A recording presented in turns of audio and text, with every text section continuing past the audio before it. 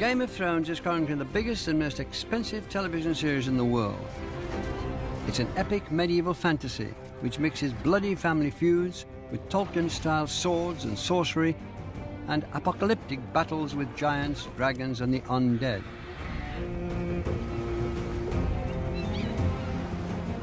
But behind the lavishly shot spectacle is an addictive story of ambition, greed, lust, treachery and the pursuit of power. With its multiple storylines, complex characterization and graphic sex and violence, this is state-of-the-art television with a global following in over 180 countries. It's based on a series of novels by the American author George R.R. Martin, and the books have so far sold 58 million copies. The South Bank Show went to America to talk to George R.R. Martin about his writing from the beginning until Game of Thrones. Although the imaginary medieval world of Game of Thrones is loosely based on episodes from European history, it was dreamed up in the New Mexican city of Santa Fe, where Martin has lived since the 1970s. Despite his success, Martin still lives in a relatively modest suburban home. But he's bought the house across the road as a study, library and trophy room. Welcome to Santa Fe and the land of enchantment and my library study. I bought a house down the street, so I won't have to work at home anymore. My wife liked that because now I actually have to put on some clothes instead of just going down in my bathrobe and working all day. And here, of course, is Robbie the Robot from my favorite science fiction film, Forbidden Planet. And also we have here my collection of miniature figurines, toy soldiers. We have the whole cast of Game of Thrones here. Hodor and Bran, and Robert, Tywin. This is Sansa building the snow castle. Up there, there's a miniature me surrounded by semi-naked female figures. I never dreamed I would have this kind of mega global success. And it's pretty overwhelming. It's pretty overwhelming, but it's something that you could never have dreamed of and certainly never realistically expected. It's catching lightning in a bottle. George Martin comes from humble origins. He was born in 1948 in Bayonne, New Jersey. His father was a dock worker, and the family lived in a low-income housing project by the water. I do think some of my desire to write and some of my desire to read was motivated by the limits of the life that I led. We didn't have much money to spend. We didn't own a car. My school was on 5th Street. I walked to it, and that was, for all intents and purposes, that was my world. My world was 5 blocks long. From an early age, George was aware of a lost fortune on his mother's side of the family, the Brady family, who once owned a successful construction business, a dock, and a grand house, all lost in the Great Depression of 1929. But I had to walk past that house every day on my way from the projects on 1st Street to 5th Street, and it's like, well, that used to be our dock. That used to be our house. Now we don't have a house. We don't have a yard. But I always had this sense of, yeah, I'm poor, but I come from, like, royalty, or I come from greatness that somehow was destroyed by the Depression, by corrupt politicians, by things like that. So maybe that gives me a little of the emotional temperament to understand somebody like Daenerys Targaryen. What is it you want? My birthright, the 7 kingdoms of Westeros. I'm sorry, little princess. I am not your little princess. I am Daenerys Stormborn of the blood of old Valyria, and I will take what is mine. With fire and blood, I will take it. Other kids had cars and they got out of town. They took summer vacations down the shore or in the mountains. We couldn't afford to do any of that. We just stayed in the same old apartment in the summer. And I dreamed of being on other planets and living in other times. I was a lonely kid. I was the kid with his nose in the book. I was the last kid picked for games or things like that. I didn't, sports. I was no good at sports. So I spent a lot of time, sitting, reading a comic book, reading a science fiction book. Most of my initial exposure to many of the great works of English literature was through the Classics Illustrated comic books, whether it was, The Time Machine and War of the Worlds to the best Classics Illustrated, or Shakespeare. They did Shakespeare, Hamlet as a comic book. But then I discovered Superman and Batman, and they were much cooler. So I was reading all the superhero comic books. So I think it was really comic books that made me interested in reading and in stories and in heroes. As a schoolboy, George Martin was writing superhero and science fiction stories for himself, his friends, and for comic fanzines. He still has some of the figurines which inspired those stories. These are some of my first characters. Most of these are aliens made in the United States in the 1950s and sold in 5 and dime stores. They have no stories, so I made up stories for them, and this is some of my earliest writing. But I decided that these were a gang of space pirates. This guy was from Mars, Jarn. I decided his name was, he was the chief pirate. He was the head of the pirates. And this guy, who was supposedly from Orion, I couldn't figure out this weapon he was holding. It looked like a drill to me, this weird little weapon. So I decided he was the pirate torturer. He would use that drill to drill into your knees or your head and get you to spill your secrets. I was a bloodthirsty little kid even then. But the black and white comic book world of aliens and monsters, superheroes and villains collided with reality when George went to college in Illinois in 1968 to study journalism. This was the height of the Vietnam War, and George had to rethink his worldview.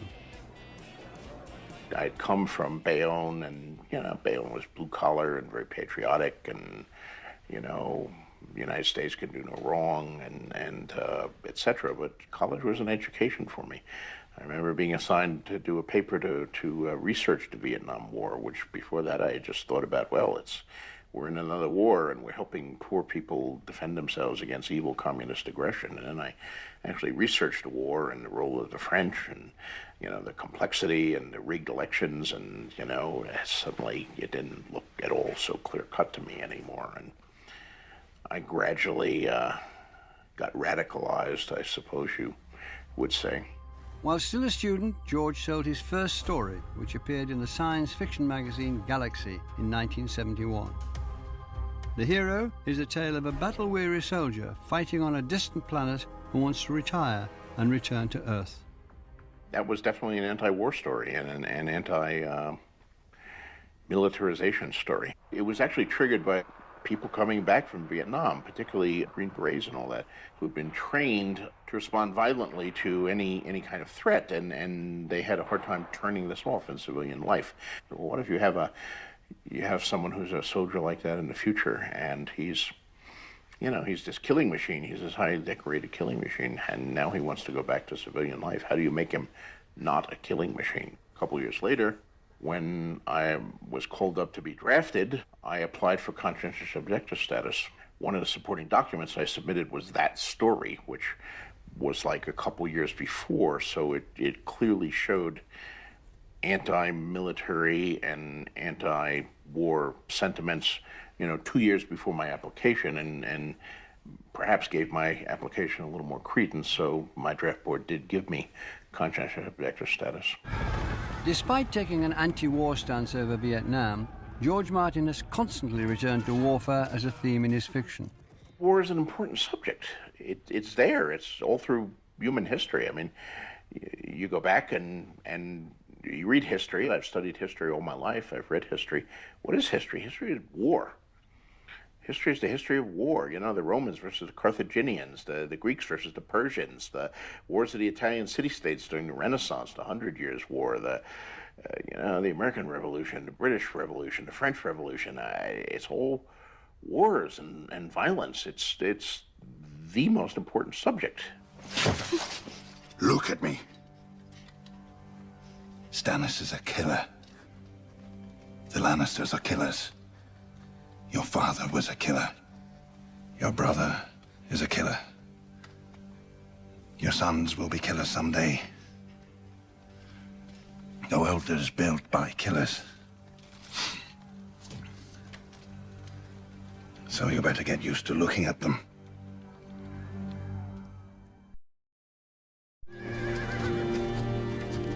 Game of Thrones is set during a bloody civil war, and it portrays war in all its brutality.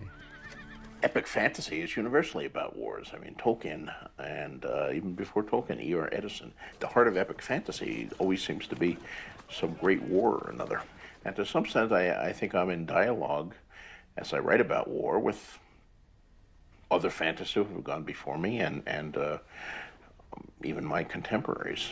But unlike most writers of epic fantasy, Martin depicts war as horrific and largely futile rather than heroic. It's a complicated issue here. I'm not a complete pacifist. If you believe in war under any circumstances, then you have to say you'd fight in World War II. Come on, the Nazis were the closest thing that the human race has ever reached to orcs.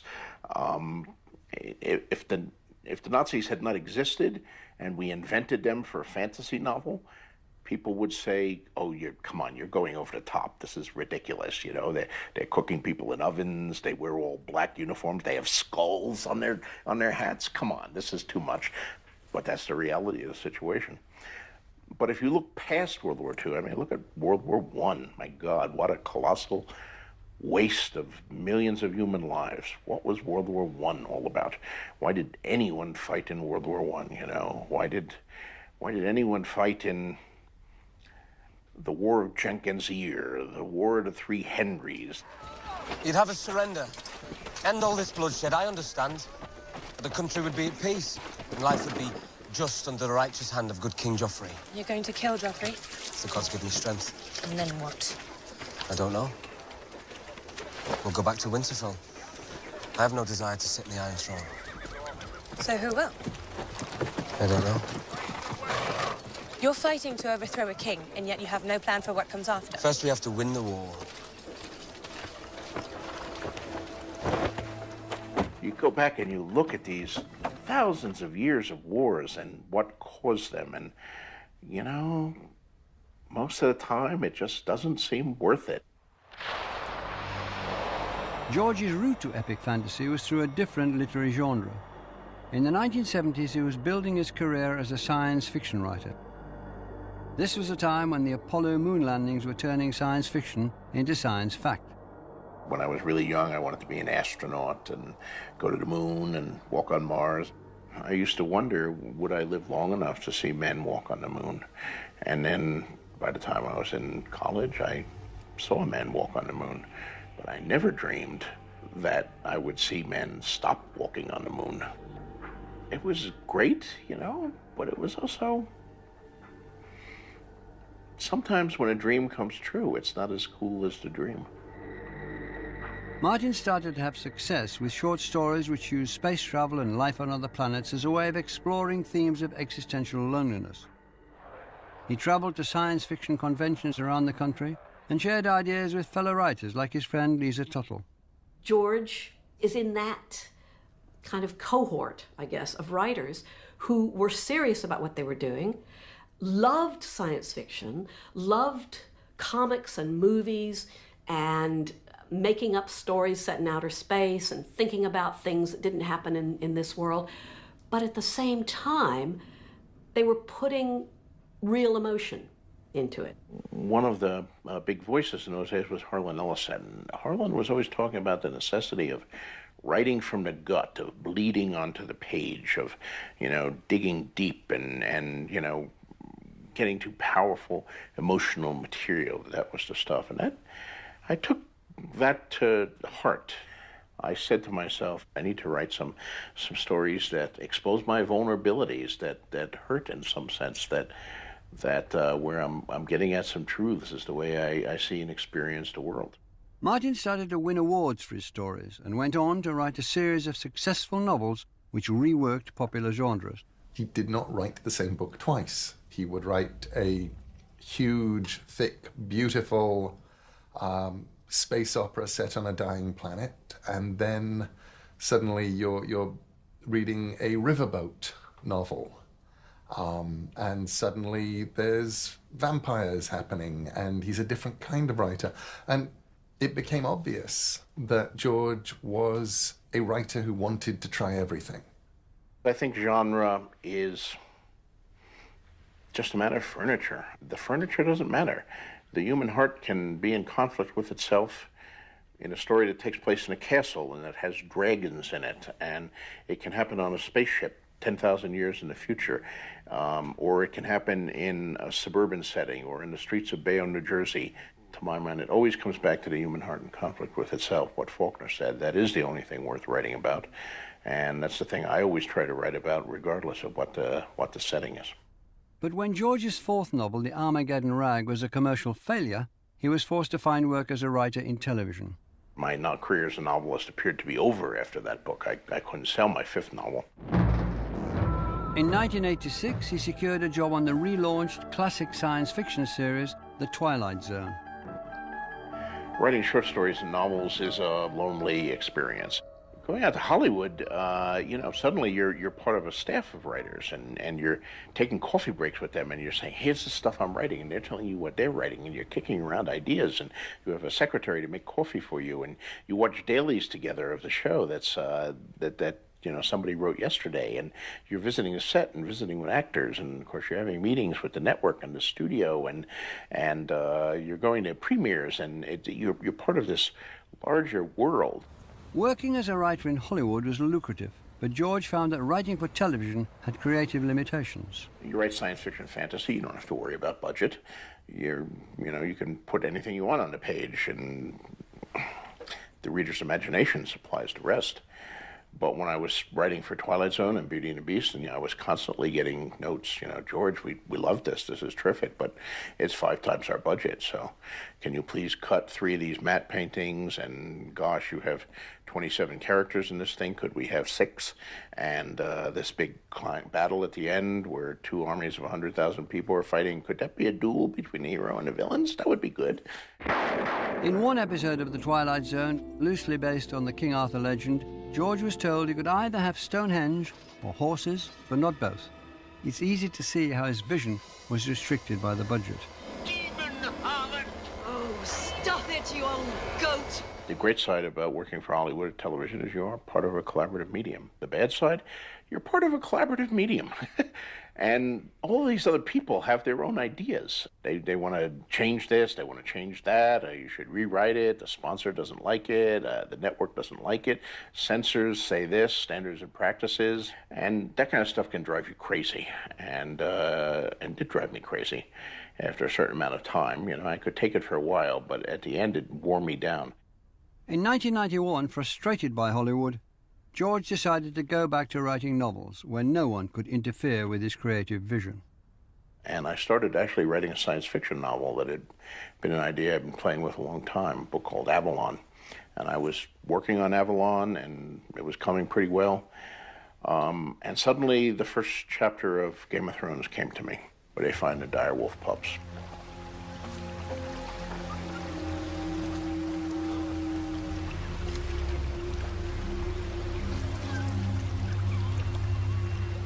It's a freak. It's a direwolf. I knew it wasn't part of the science fiction novel I was writing. This was clearly a fantasy, medieval, had these wolves and this large family. I'd been reading a lot of historical fiction, and it might have been in the back of my mind, but suddenly it all gelled, and I wrote that chapter in like 2-3 days. It just came to pour out of me. Lord Stark, there were 5 pups. 1 for each of the Stark children. The direwolf is a sigil of your house. You were meant to have them. You'll train them yourselves. You'll feed them yourselves. And if they die, you'll bury them yourselves. When I did return to books, I said to myself, okay, I've had many things optioned, they never make them. I've done pilots and TV shows, tried to keep them within budget and producible, they never make that. I'm tired of playing that game. I'm gonna, I have a big imagination, I have an epic story I want to tell. I'm gonna make it as big as my imagination. I'm gonna have all the castles and battles I want. I'm gonna have hundreds of characters, because the real world is complex. I want my fictional world to be complex too, not a kind of simplified thing. I want to have giant battles. I want to have incredible castles that each one is distinct from the other, that people remember for all time. I want to have dragons and direwolves and mammoths and a wall of ice that's 700 feet tall. I want something huge and epic that can stand up there with Tolkien.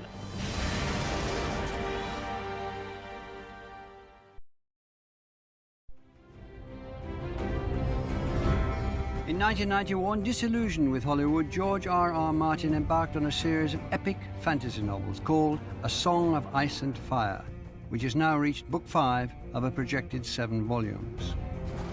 Loosely based on the Wars of the Roses, it chronicles a bloody civil war in which rival families are fighting for the Iron Throne of the 7 kingdoms of Westeros. Martin's ambition was to create a fantasy world as rich as Tolkien's The Lord of the Rings. When you look at something like Lord of the Rings, you are immensely impressed by the depth of the world building. And encountering all those appendices at the end of Return of the King, and you see how much material he has put into it. A lot of fantasy takes its lead from Tolkien, who himself was drawing from older medieval myths and tradition. But most of the people who followed Tolkien, including me, were faking it.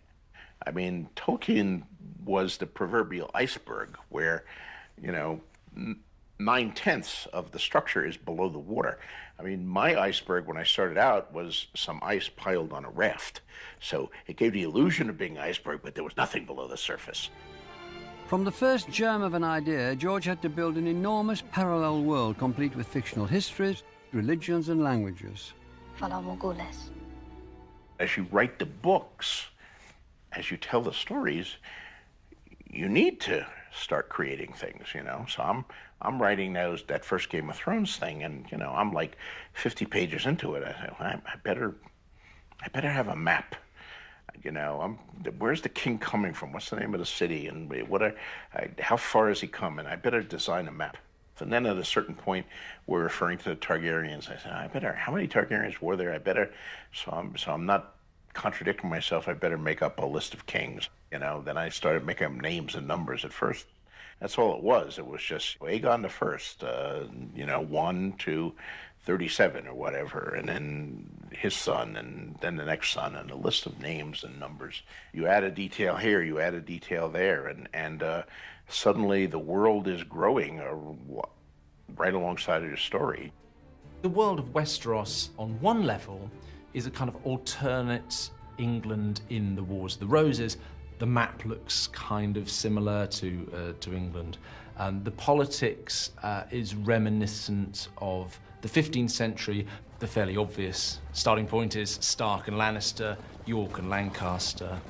But once you start to unpick the story, you see that there's history from just about everywhere. Roman history, history of the Crusades. You look up at the wall in the north. I think that's pretty obviously a version of Hadrian's Wall.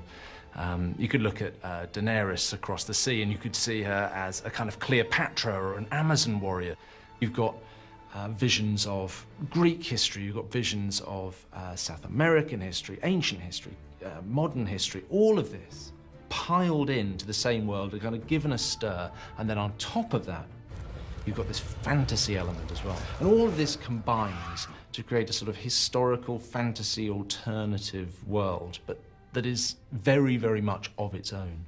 I always loved history, and European history more than American history for some reason. American history was fine, Civil War, World War II, Revolution, all that stuff. But there was something that made me more attached to the kings of England and the 100 Years' War and the Crusades. I mean, that evoked my imagination. For some of his leading characters, George borrowed attributes from the real kings and queens of England. Edward I, considered one of the great kings of England, but, the more you read about him, the Hammer of the Scots, Longshanks, conqueror of Wales. This is a brutal, savage man. Edward II, considered a horrible king, probably the worst in English history. He liked to hang out with the common people. He didn't like jousting and swordplay. What he liked carpentry and roofing, thatching roofs. That was his hobby. And he hung out with carpenters and masons and liked to learn about their building technique. We would consider a guy like that a pretty cool guy, but it was just unthinkable at those times. There are times I'd like to be the king of the world because I could, do a few things. But most of the time I'm glad I'm not, because, boy, that's a tough job. And being the king of anywhere is a tough job. And I like to get at that and make the readers think about it. So long as I am your king, treason shall never go unpunished. Sir Ilyn, Bring me his head. When you look at a character like Joffrey, you see a caricature of the dreadful child king, but in a very specific sense, what I see is a lot of Richard II, the king who saw off the peasants' revolt, but really a vicious, horrible, power-crazed young man who turned out very, very badly indeed. I want the man who threw that. Find who did that and bring him to me. Hold on! Don't just kill them! Kill them all! Well, what constitutes a good king? You know, to what extent do you want to be harsh with your people? To what extent do you want to be merciful? Where does justice come into it? You know, Machiavelli had his views, Hobbes had his views. I mean, this is a fascinating debate, and one that's just as timely in 2015 as it is in 1315. I've got 7 kingdoms to rule. 1 king, 7 kingdoms. Do you think honor keeps them in line? Do you think it's honor that's keeping the peace? It's fear. Fear and blood. He's not writing his stories as a historian would write them. You are right down there on the ground experiencing them, looking out through people's eyes, walking there with them and caring about them. And the moment you do that, you're lost because you have to care. One of the things that sets George Martin's fantasy world apart from other writers is its moral complexity. You are no knight. You have forsaken every vow you ever took. So many vows. They make you swear and swear. Defend the king, obey the king. Obey your father. Protect the innocent, defend the weak. And what if your father despises the king? What if the king massacres the innocent? It's too much. No matter what you do, you're forsaking one vow or another. You know, it's a lot of fantasy that concerns itself with the battle of good and evil. And I think the battle of good and evil is a terrific subject for fiction. But I don't think it's fought between really good-looking guys in white cloaks on white horses and really ugly guys in black armor who smell bad, as in too much fantasy. I think it's fought within the individual human heart. I've always been attracted to gray characters. That's what I try to write, because I think those are real characters. Those are real human beings. Game of Thrones is written entirely in a series of extremely tight third-person viewpoints. So I'm not using first person, but I'm still focused. Each chapter has the name of an individual character, be it Tyrion, Arya, Ned, whoever it is. And during that chapter, you're inside his head. You know, I never go omniscient, so you're only seeing the things that he sees. You're hearing the things he hears. If something is happening in the next room or even behind his back, he's not necessarily aware of them, so you're not aware of them as the reader, and you're hearing the thoughts of that character. One of the most intriguing characters George has created is Tyrion the dwarf. He is disadvantaged. He is a dwarf. He is despised by his father and his sister. You are an ill-made, spiteful little creature, full of envy, lust, and low cunning.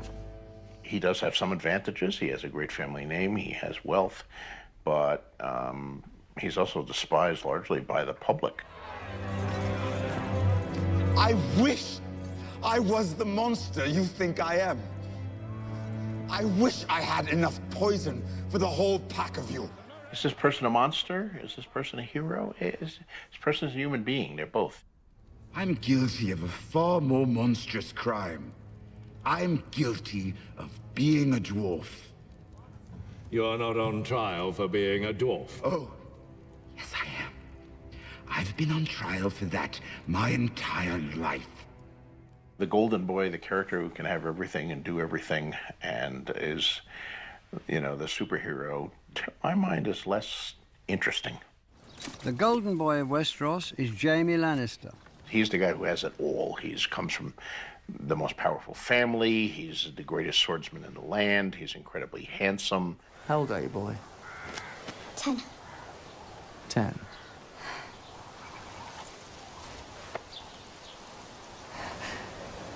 The things I do for love. I think where the perception of Jaime really changes is suddenly when we're in Jaime's point of view.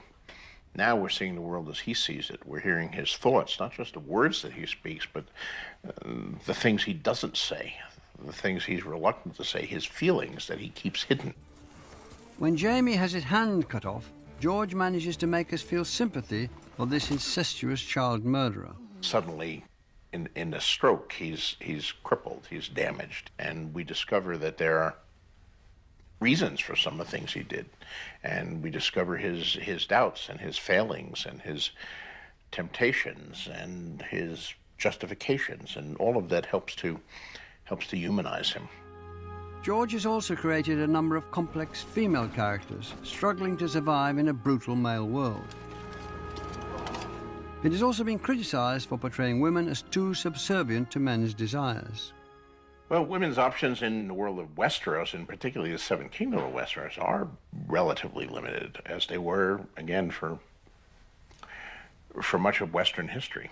You know, Western history is very long. You know, women had one role in ancient Greece, and even there, it was different in Sparta than it was in Athens, and, you know, then the Macedonians were still different, and then the Romans came in and they had, so it's always changing.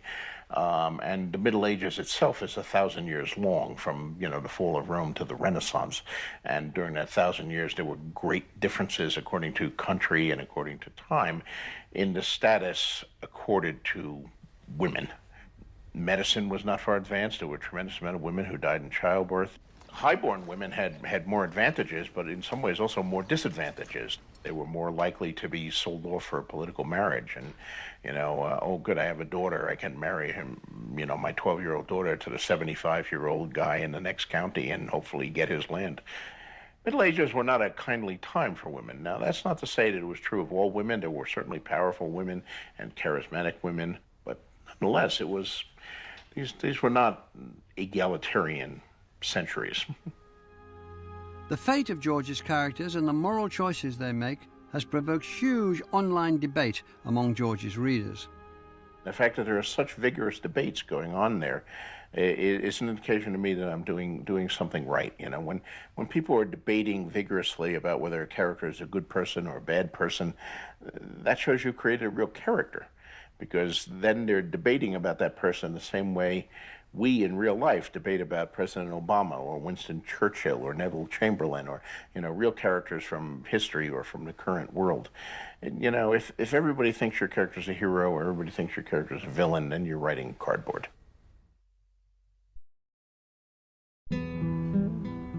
George R.R. Martin's A Song of Ice and Fire was launched as the TV series Game of Thrones in 2011. It's currently the biggest and most expensive television series in the world. George likes to host free marathon screenings of the series at the cinema in Santa Fe, which he recently bought to save from closure. It's just good storytelling. It is. It is everything horrible about humanity that we're not supposed to enjoy, but really is kind of enjoyable to watch. It's a fantasy world that's true to life. It's really true to the human spirit. He's sort of the dire wolf representative in the real world here. I think it's a wonderful political allegory. I think it's absolutely about the misuse of power. And I also love it because I love Mr. Martin. He's been a great citizen here. He's given us a lot. I love old movie theaters. For me, that's part of the experience of going to a film. I know the generation coming up likes to get Netflix and watch them on their cell phones, but for me, that's not the experience. I want to see my movies on a big screen in a movie theater, and with a crowd around me, sitting in the dark, and ideally with some buttered popcorn and a soft drink. You know, I'm a big fan of television and film, but I never thought A Song of Ice and Fire could be done when I was starting it out, and that was almost deliberate. But when Peter Jackson adapted the Lord of the Rings trilogy for the big screen, he demonstrated that epic fantasy could be brought to life using modern cinematic techniques and digital wizardry. The films were a massive global hit. And Hollywood is basically imitative, so, you know, if a movie about a clown does well, everybody wants a movie about a clown. Epic fantasy had done well. Suddenly every studio in Hollywood was looking for their own Lord of the Rings. George received a lot of offers to turn his books into a movie, but they all wanted to simplify the story. It took Peter Jackson 3 movies to make Tolkien's Lord of the Rings. He still had to cut things. It would take 3 movies for Storm of Swords alone. And if you figure like 2 movies for Game of Thrones and 2 movies for Clash of Kings, you're already up to 7 movies, and you're halfway through the series. Nobody's going to commit to that.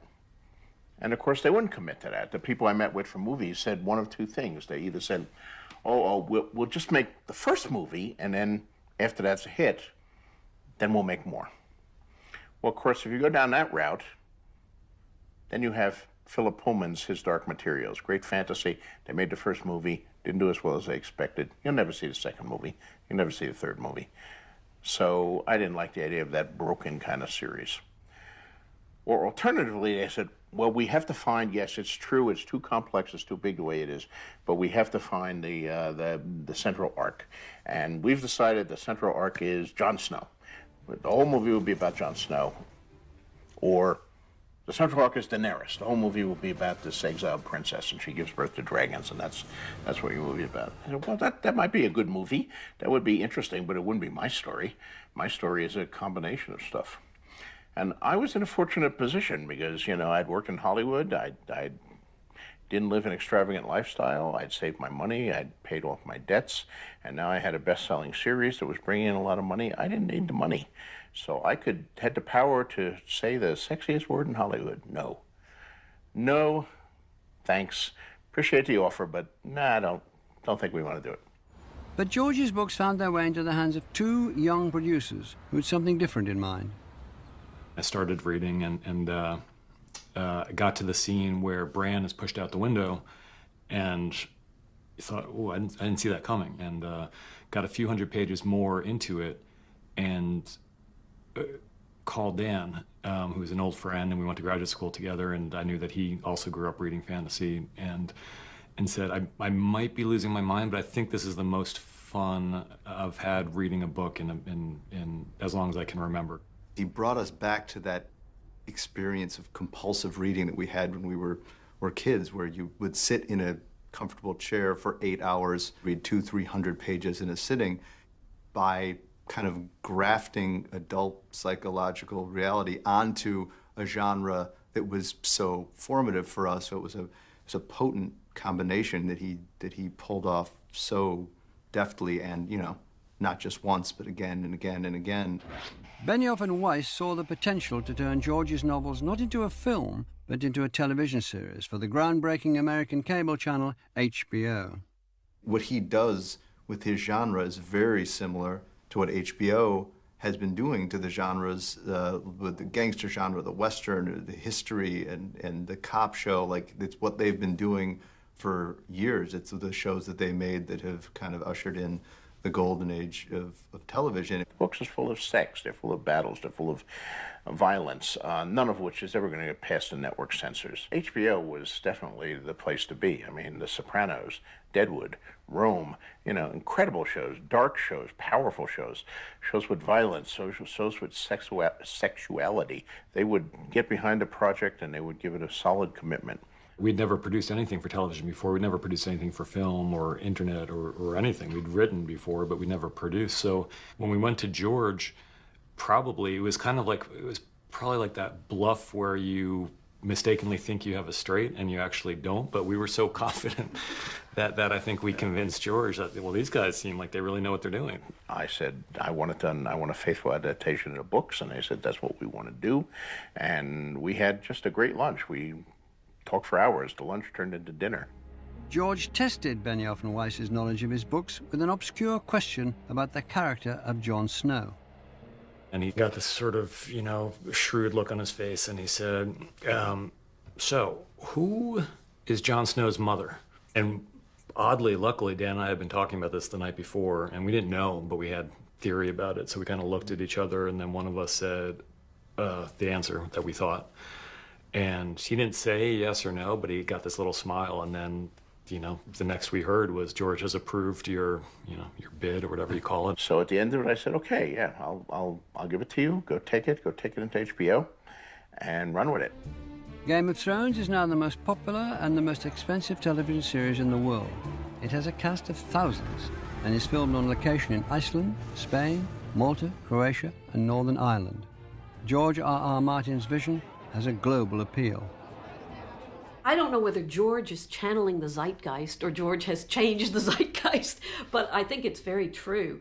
He's a part of the reason the books and the series have become so popular. It obviously speaks to the way a lot of people feel. We've talked to people from Russia, people from Brazil, people certainly in the States, and you hear it's like Game of Thrones here. It's like the government is just like Game of Thrones, and I've heard that applied to Putin. I've heard it applied to Assad in Syria. I've heard it applied to Republican politicians here, and it's just everywhere.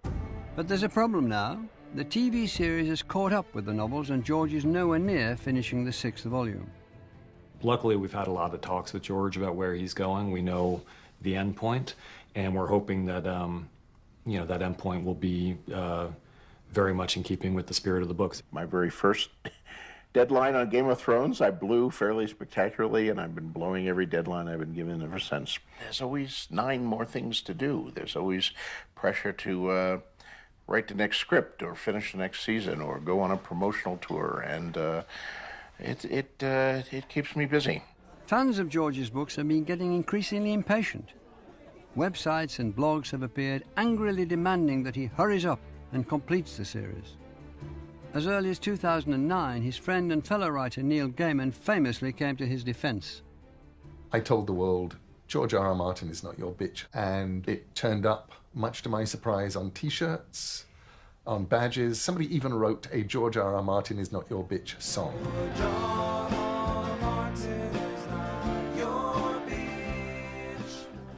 Your deal with that author when you buy his book is not that he will spend every waking moment of his life writing another book for you to read. Our deal with you is an implicit one, and it is that the book that you bought will be a good book. I've given up making predictions as to when I'm going to finish it, because every time I do, I'm wrong, and then everybody gets all bent out of shape about it.